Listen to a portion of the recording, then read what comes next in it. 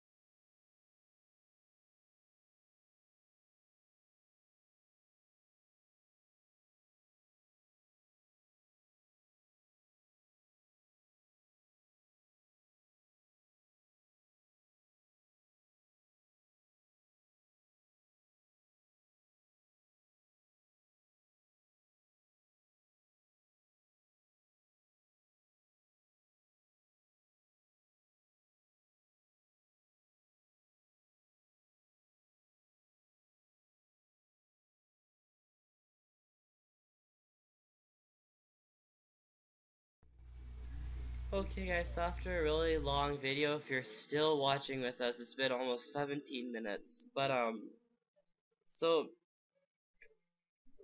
looking at that duel, we were actually getting kind of close to losing to Watts. I think the player wasn't that good.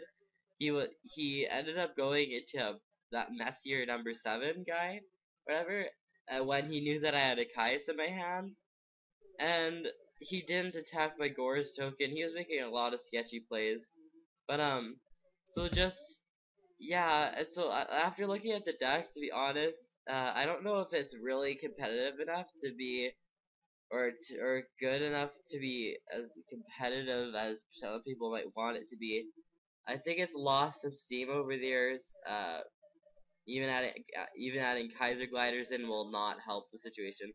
I think that it'll still be losing to things uh like Dino Rabbit and Insectors, Chaos Dragons especially, just because they have the consistency they need to be topping. Insectors will be able to.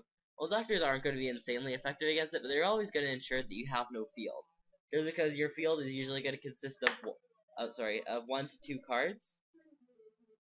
Well, they're going to be able to pop that every turn, so you're going to be needing those battle faders, and so just and also Dino Rabbit, like it's not like summon Treeborn Frog. Oh dang, they can't negate that. It's like summon Treeborn Frog, tribute for Kai's target log. Yeah, no, he's gonna negate it. There goes your turn. The only thing that could be good about it is Soul Exchange or enemy controller. That those things will get your opponent to use their Logia as negations. And I know that the deck does kind of kill Dolka, but I think that they're still gonna have problems with Logia. So, and then Chaos Dragons are always just gonna have big fields, high attack, Faders and Goras and Tragodias, those are gonna come in handy. But I still don't think that, or I still think that they're gonna have their Frog Monarchs have a pretty bad matchup against them. But yeah, that's just my opinions after looking at facing Watts on it. Like if I was playing Watts, I would expect that I would be doing a lot better than that if I was to be running a normal deck or like a different deck. But so yeah, I guess that's all for this video. Just thanks for watching. Just please comment, rate, subscribe if you want more.